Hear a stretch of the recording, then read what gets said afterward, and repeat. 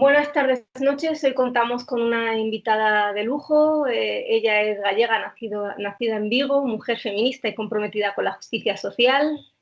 Jazmín Abuin, bienvenida a La Última Hora. Muchas gracias. Jazmín es actriz, cantante y periodista. También trabaja como directora musical y actriz de doblaje, guionista, locutora y profesora de canto y técnica vocal en varias escuelas de Madrid. Empezó a formarse desde muy pequeña en varias disciplinas, recibió clases de teatro, canto y danza, de las cuales ha ido compaginando con sus estudios, unos estudios que se iniciaron con la carrera de periodismo en Santiago de Compostela y que culminaron esa carrera aquí en Madrid, donde terminaste la licenciatura de periodismo, mientras cursabas artes escénicas, ¿no?, en la Escuela de Carmen Roché. Cuéntanos un poco sobre esa época, ¿no? ¿Por qué teatro, canto y danza? Pues yo creo que por nacimiento, o sea, yo creo que nací ya así, con el bicho dentro, como dicen. Desde muy pequeñita es de estas cosas que están claras, pero no solo para mí, sino para toda la gente de mi alrededor, ¿no? Mi familia, mis amigos. De pequeña, mi primer regalo que pedí a los Reyes fue un micrófono. Y antes de eso cantaba con el batidor de huevo de la cocina haciendo que era un micrófono y hacía a todo el mundo disfrazarse en las reuniones familiares para montar obras de teatro. Empecé a hablar súper pronto y hablaba además como ahora, ¿no? Pues de preguntas que no suele hacer una niña pequeña, razonamientos que no suele hacer una niña pequeña. Entonces tengo las dos cosas, la de artista y la de periodista justiciera desde que nací. Y compaginaste tu recorrido artístico, ¿no?, con esta carrera de periodismo en un mundo en el que el periodismo es una carrera, por desgracia, muy precaria, ¿no? ¿Qué te motivó a emprender también ese camino de la comunicación y el periodismo? A ver, a mí me gusta mucho estudiar, me gustaba de pequeña y me sigue gustando ahora todo lo que tenga que ver con las letras. Mm, a todo lo contrario que me pasa con los números, que me cuesta mucho esfuerzo y mucho trabajo y no consigo que me guste, ¿no? Pero todo lo que tiene que ver con las letras, a mí no me supone un esfuerzo estudiar. Entonces, cuando todo el mundo te recomienda, cuando quieres hacer algo artístico, que tengas un plan B, porque hay muchos factores en lo artístico que no dependen de uno, ¿no? Por mucho que trabajes, que te esfuerces, que aprendas, que mejores, hay muchos factores que se nos escapan de las manos. Y mi madre siempre me decía, yo no quiero que tu plan B mientras esperas a que ella confía muchísimo en mí, ¿no? Mis padres me han apoyado siempre muchísimo, todo el mundo, tengo mucha suerte en eso, pero me decían, es que yo no quiero que estés pasando frío trabajando de relaciones públicas en un bar sin contrato mientras esperas a que te llegue, pudiendo estudiar y pudiendo tener otra cosa a que dedicarte, ¿no? Y dudé si estudiar psicología, derecho, sociología, porque bueno, todo lo que tenga que ver con entender mejor a las personas, ¿no? O con ser capaz de defender verbalmente cosas que me parecen injustas, me interesa mucho y opté por periodismo porque me gusta mucho escribir y porque me gustaba mucho la radio. La verdad que no tenía pensado cuando empecé periodismo derivar a la tele, que al final es lo que más me ha acabado gustando.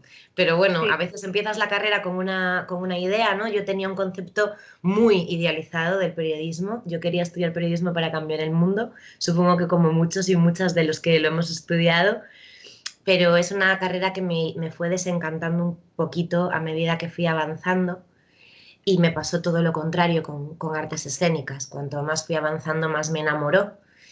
Y yo creo que es porque siendo artista eres más libre para decir lo que realmente piensas, ¿no? Al final yo siempre digo que creo que los artistas contamos verdades disfrazadas de mentiras, ¿no? Lo ponemos en ficción, lo que hay es cierto. O sea, son sentimientos, situaciones, cosas que ocurren, aunque no te ocurran a ti, y hace que la gente entienda mejor ciertas situaciones aunque no las haya vivido. Y el periodismo a veces, no siempre, pero a veces te obliga a contar mentiras como si fueran verdades. Entonces Mm. es todo lo contrario. Y como buen conocedora, al menos de la teoría, ¿no?, del periodismo en España, ¿cómo definirías ese periodismo y cuáles son los retos, ¿no?, a futuro para tener, pues, un periodismo independiente, veraz, todo eso que estudias en la carrera, ¿no?, que te dicen que es el horizonte por el cual cualquier periodista debe encaminarse, que les Sí. sirva de guía? A ver, yo lo primero es que creo que, esto lo quiero decir porque estamos ahora mismo en un momento en el que parece que juzgamos a todo el mundo muy a la ligera. Yo no juzgo a los periodistas. Creo que todo el mundo tiene que comer y tiene que pagarse techo y comida. Creo que hay ciertos límites de la ética que se deberían pasar. También puedo entender que haya gente que tenga más libertad que otra para mandar un puesto de trabajo a la mierda. Hay gente que no se lo puede permitir. Pero sí que es verdad que ser independiente de verdad sale caro en esta vida y en ciertas profesiones más, ¿no? Yo juzgo a los que están arriba, a los que tienen en su poder cambiar las cosas y no las cambian. Yo creo que no puede ser que tú cojas un periódico y sin haberlo leído sepas exactamente lo que va a decir, ¿no? Y que pongas un periódico y otro al lado y parezca que vivimos en dos países distintos. No puede ser que todo esté casado, o sea, parece que son periódicos afiliados a un partido político, todos, o la inmensa mayoría, excepto los medios independientes, pero ¿qué pasa? Que se tienen que financiar como pueden, que trabajan con medios precarios, que dependen de que el boca a oreja se vaya, ¿no? Lo que pasa es que el camino sería hacer una competencia real a los grandes medios generalistas para que se pongan las pilas y empiecen a no publicar. Es una vergüenza que un periódico pues, del tamaño de El Mundo, por ejemplo, que no son los únicos, lo pongo como ejemplo, publique un bulo sin confirmar primero que si es verdad o es mentira lo que está contando, porque es tu responsabilidad, ¿no? O sea, está en nuestras manos la visión que tiene la gente de la actualidad y del mundo y de lo que pasa, está filtrada a través del filtro del periodista. Y eso no puede ser así. O sea, tú no puedes dar un punto de vista como información, tú puedes dar un punto de vista como opinión, pero la información, o sea, los hechos son hechos y luego están las opiniones, pero no podemos dar opiniones como si fuesen hechos. Entonces yo creo que ahora mismo estamos en un momento horrible con respecto al periodismo y creo que ahora que existen las redes y tienen tanto poder, internet y tal, deberíamos apostar por darle visibilidad y voz a medios independientes que tengan una información más veraz para que los periódicos clásicos, ¿no? Tradicionales, o bien se pongan las pilas, o bien, lo siento mucho, pero next. Sí, sí, me recuerda que la política sí que se vivió un 15M, pero en los medios de comunicación como tal no hubo ese 15M. Exacto, Es exacto. verdad que falta como que haya una ciudadanía mucho más crítica que exija que se cambie, que el derecho, porque es un derecho a la información, vuelva a estar en manos de la ciudadanía y esté al servicio de la ciudadanía y no al revés. Como bien dices, pues está en manos de quien manda, de quien tiene el dinero, de quien paga la publicidad. Si el Banco Santander pone en un medio su publicidad, pues es difícil que ese medio hable de desahucios que está haciendo el Banco Santander, ¿no? Y ahí el papel también de la cultura, ¿cómo crees que podéis influir en ese cambio de conciencia o en sensibilizar a la sociedad para que esto se produzca? Exactamente lo mismo que he dicho para el periodismo, valdría para la cultura. Yo creo que, bueno, se está haciendo, ¿eh? También es verdad que en el mundo de la cultura yo creo que el que es artista lo es en general, ¿eh? Porque tiene un espíritu crítico, ¿no? Porque tiene como un afán de mover un poco conciencias y de molestar, entre comillas, ¿no? Y hay un compromiso con la época que te ha tocado vivir o lo que sea. Lo que pasa que también hay una cosa, lo mismo, ¿no? Que es el ganar dinero, la audiencia en el caso de las televisiones, ¿no? La palabra más temida, la audiencia, el share, el no sé qué. Y en el caso del teatro, la asistencia de público. Entonces, a veces hay grandes productoras que tienden a acomodarse un poco en lo comercial porque sabemos que si hacemos una comedia fácil, de risa más o menos fácil, que no se meta mucho en rascar ni en meter el dedo en la llaga, que sea para todos los públicos y ponemos a 5 personas que están de moda en el cartel, pues se nos llena el teatro, ¿no? O si este tipo de cosas. Bueno, tiene que haber de todo, yo entiendo que tiene que haber todo tipo de contenidos, pero creo que hay que arriesgar un poquito más porque la cultura siempre ha ido por delante y a veces nos quedamos detrás y es que eso no puede pasar. No puede ser que la sociedad vaya por delante de la cultura, tiene que ser al revés. Entonces, a veces aplaudimos cosas, ¿no? El otro día lo decía en otra entrevista que me preguntaban por las famosas parejas Luimelia y Maitino, que se han hecho tan conocidas porque han salido parejas de chicas de series pues, diarias que son para otro tipo de target, ¿no? Y yo decía, es que eso está guay, me parece súper valiente introducir tramas nuevas en cosas que sabemos que ven personas mayores, porque es que es la única manera de normalizar cosas y de cambiar la conciencia colectiva, metiéndosela en sitios, o sea, en cosas normales. Como, o sea, normalizar es meter todo tipo de contenidos y de historias y de diversidad en historias cotidianas y normales. Meter un personaje, yo qué sé, por ejemplo, trans en una historia de ciencia ficción, pues es que o sea, no es normalizar, no sé si me explico. Entonces, eso, yo creo que es ir un pasito más allá. Es una pena porque, claro, es muy fácil decir esto cuando no te juegas la pasta tú, ¿no? Yo no soy productora, yo soy actriz. Pero bueno, a veces yo voy a ver cosas al teatro pues porque hay amigos y compañeros y tal, y digo, otra vez. Otra vez una historia de amigas que se pelean por un tío, o otra vez el novio se lleva mal con la suegra.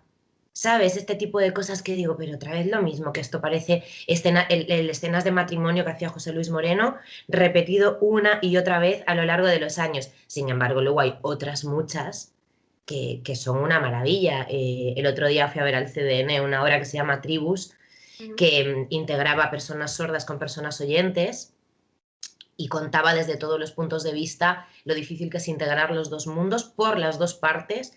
Y es, por ejemplo, un ejercicio de empatía que para el que no haya convivido de cerca con una persona sorda, sales de allí con una gran lección, ¿no?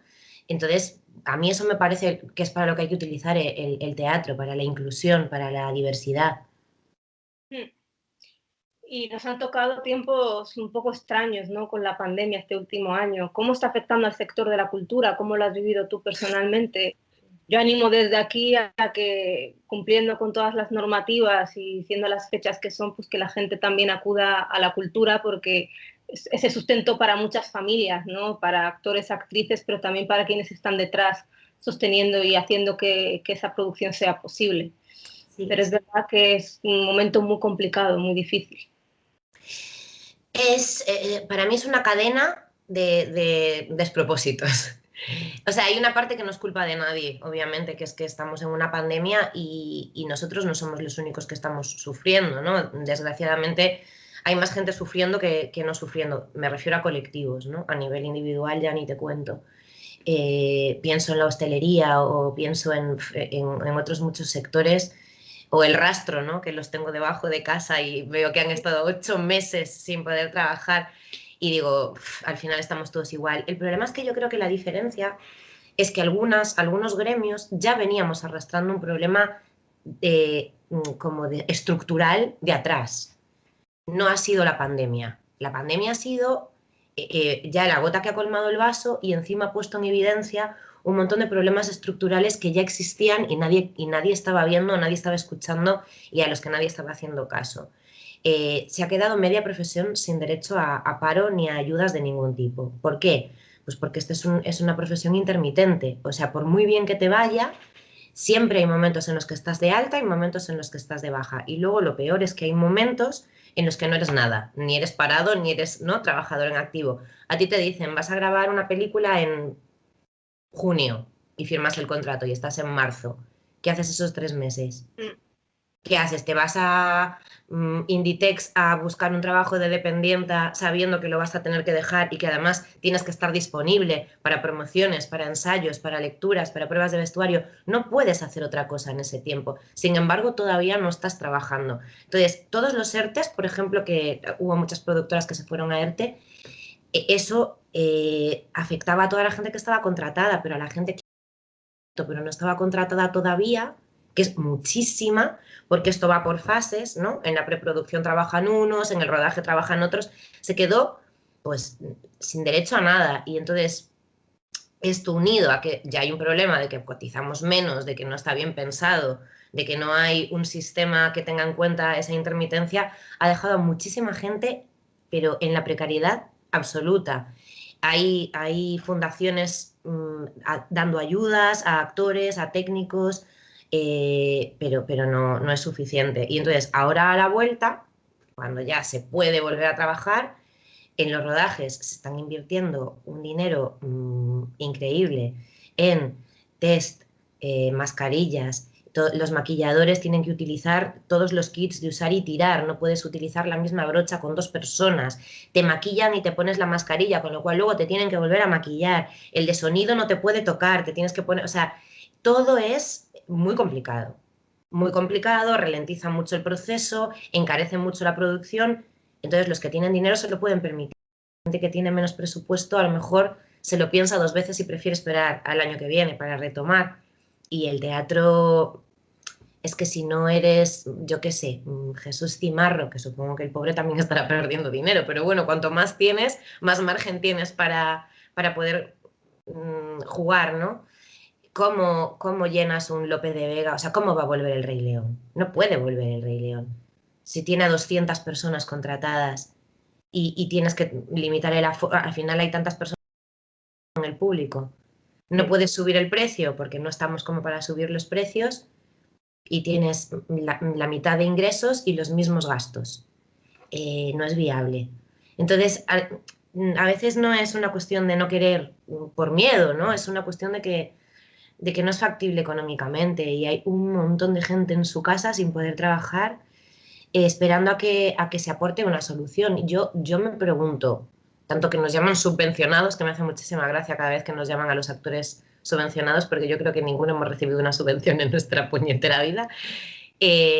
Si tú tienes que abrir, porque no te van a dar ayudas para mantener tu teatro cerrado y porque además hay que mover la economía, ¿no?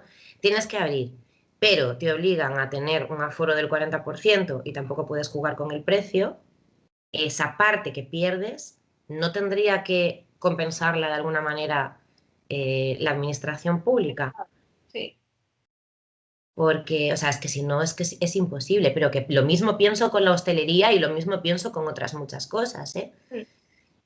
Sí, sí, nos ha tocado tiempos en el que el papel del Estado vuelve a ser súper importante y más necesario que nunca, sobre todo pues para empujar, como bien dices, a sectores que están padeciendo de lleno las consecuencias de esta pandemia. Y ojalá pues esto acabe pronto, se pueda vacunar a mucha gente y que volvamos a la normalidad, aunque nunca será la normalidad, pero por lo menos poder vivir dignamente, ¿no? Cada uno dentro de su... Claro. Luego he visto que de alguna manera te has reinventado en redes, que estás triunfando con unos vídeos llamados el desinforme semanal, ¿no? Háblanos un poco de esos vídeos para quien no los haya visto todavía, los animo a que le echéis un vistazo y cuéntanos qué hay detrás, cuál es el objetivo. Sinceramente, ninguno. Bueno, ahora haceros reír, porque esto salió porque, bueno, mi comicidad es esa, ¿no? Mi clown es el sarcasmo, la retranca gallega que llaman.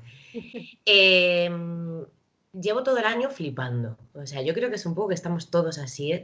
Ni siquiera estoy enfadada o enfadada, o sea, enfadada, triste, no. Cada día es un ¿what? O sea, ¿qué has dicho? ¿Qué has hecho? O sea, me parece todo tan surrealista, que estamos en manos de gente tan surrealista, que digo, esto da para un monólogo cómico, ¿no? Entonces, el famoso día que Ayuso dijo que Madrid era España dentro de España, yo vi ese discurso en directo y entonces me quedé en shock y lo pausé y dije, lo voy a transcribir palabra por palabra. No voy a cambiar nada, no voy a meter ninguna broma, no me voy a meter con nadie, voy a transcribir lo que ha dicho palabra por palabra y simplemente lo voy a cambiar de contexto. Y entonces hice un vídeo y lo titulé Cuando te cae Madrid en el examen y no te lo has estudiado.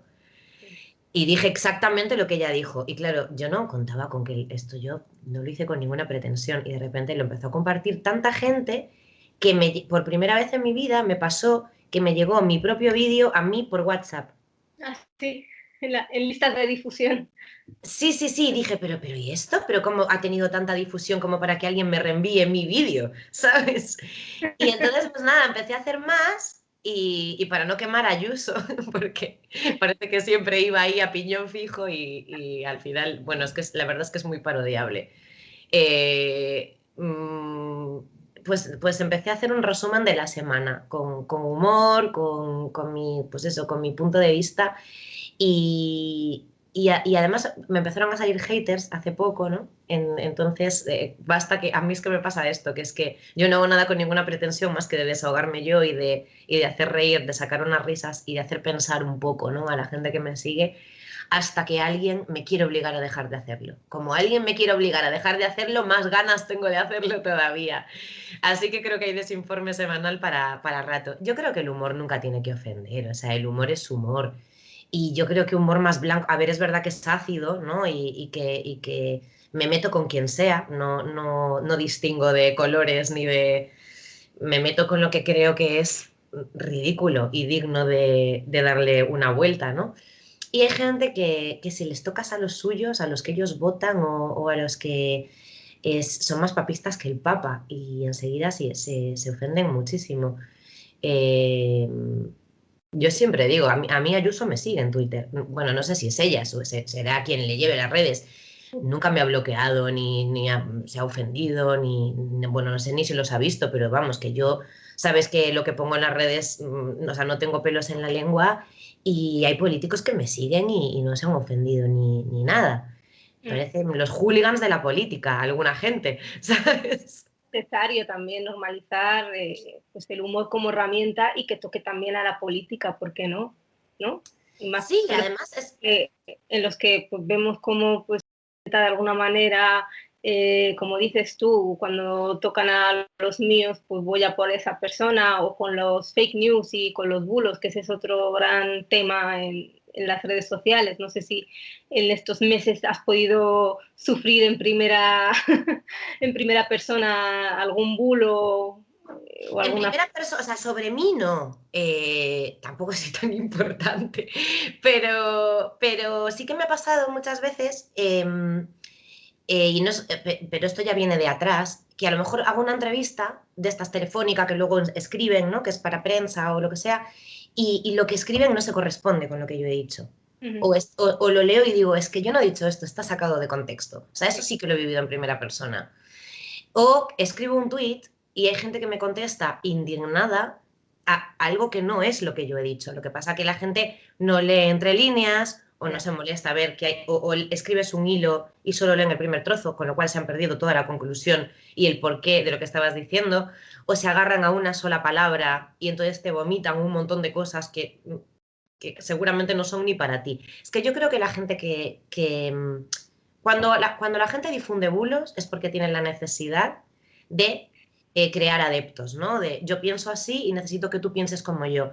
Y como, y como sé en el fondo que no es razonable, o sea, por eso me da pena, ¿no? Es como que yo creo que la gente que tiene la necesidad de manipular es porque en el fondo sabe que sus creencias no son correctas. Porque yo tengo la seguridad de lo que yo, de mis principios. No necesito convencerte. Si no piensas como yo, pues me da igual. O sea, no considero que las tuyas sean peores. Y tampoco me siento amenazada porque no pienses como yo. Porque yo tengo muy claro cómo soy y cómo pienso.